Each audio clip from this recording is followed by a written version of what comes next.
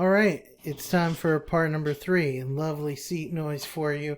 Um, yeah, sorry this went on so long, but on the other hand, so does class. So we are just, again, talking about this article. If you have questions, please feel free to shoot me an email and I will happily answer them as best I can.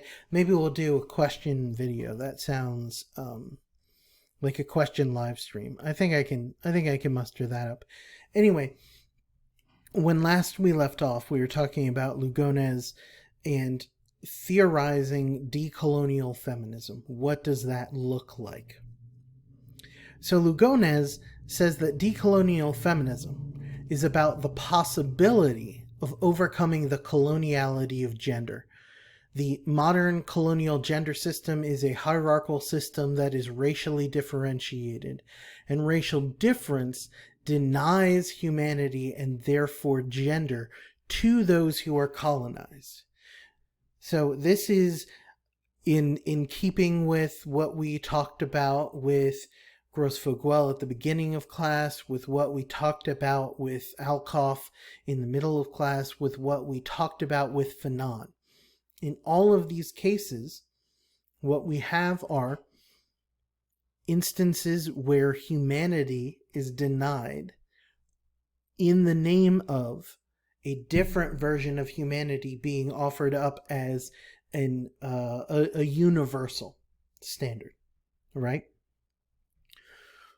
But what Lugones is pushing is that resistance to the modern colonial gender system requires us to live out that resistance in the flesh and to live it coalitionally. Now, what does that mean?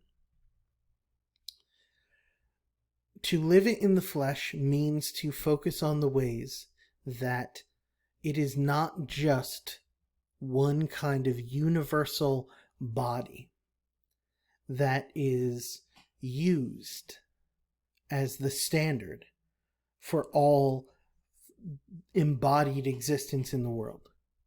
Bodies are different, they are particular, and they are also racialized and gendered in particular ways.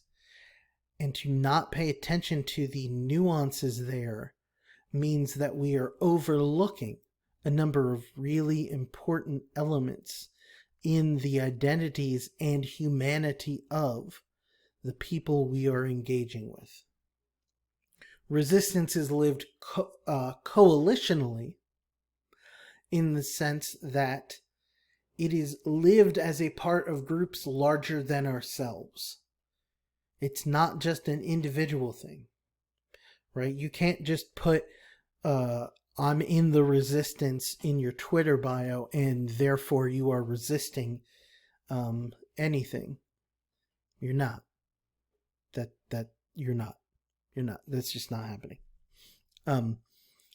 Instead, what's called for is a different methodology altogether for thinking about how we engage in the world and how we conceive of ourselves if we want to move beyond these particular ways of thinking that are under the sort of aegis of colonialism.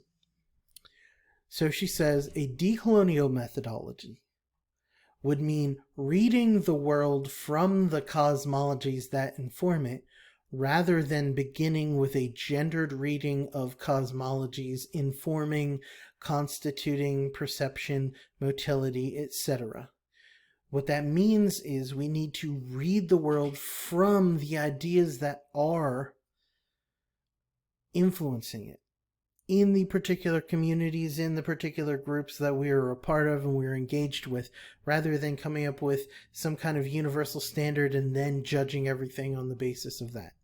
And how we do that is by understanding our own particularity, our own social situations, our own power dynamics relative to others, our social advantages and disadvantages, economic, political advantages and disadvantages relative to others, and building coalitions together that see the multiplicity of ways of being human and reimagine these ideas and ways of being human in such a manner that we don't need to feel any pressure to adhere to any particular hegemony or idea, established idea of what it means to be human that has been universalized.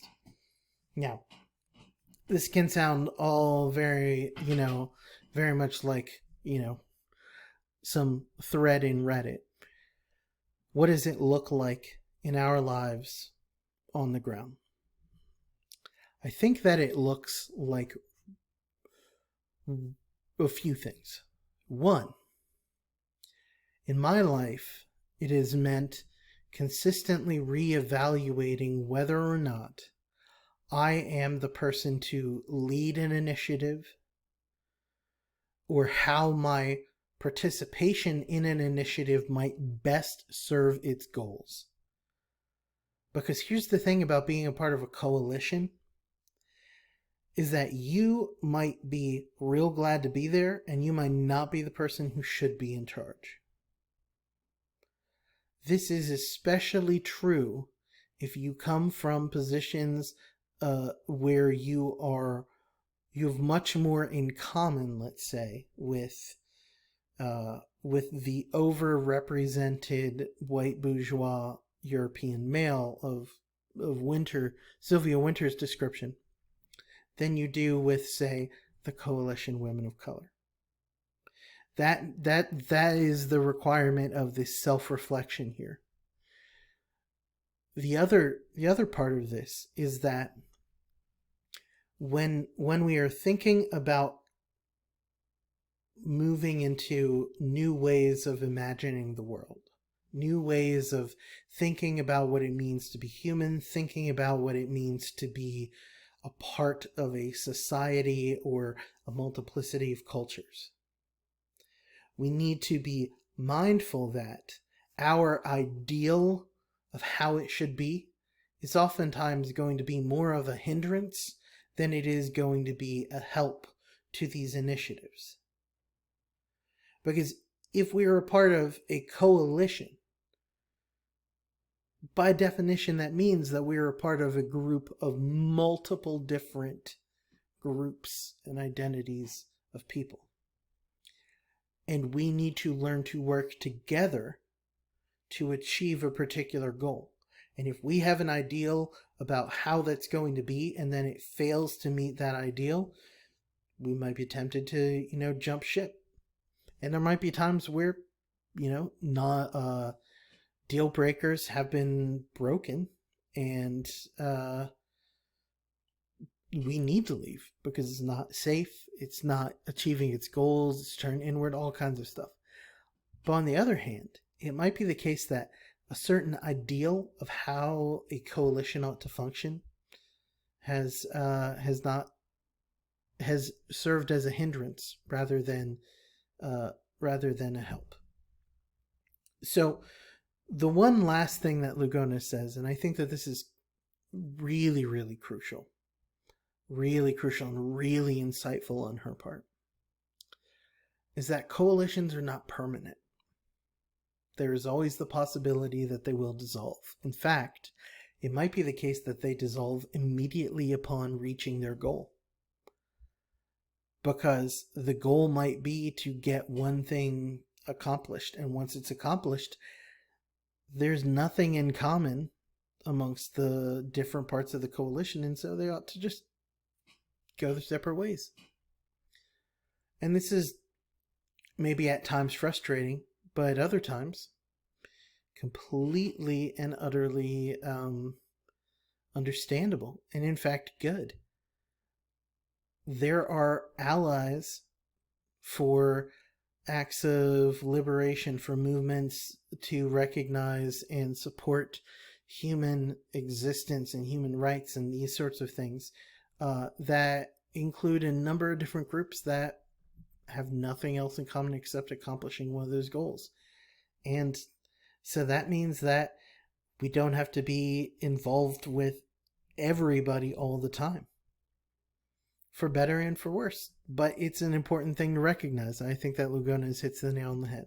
Okay, so hopefully this all was helpful for understanding this article, and hopefully it prompts you to think about your own projects and things differently. And I hope you are well. I hope you are taking care of yourselves and taking care of each other. Um, and I hope that you are thinking about what kinds of coalitions you are a part of and that you might be a part of as we move forward in life, and I guess for now in quarantine. I will talk to you all later. Take care.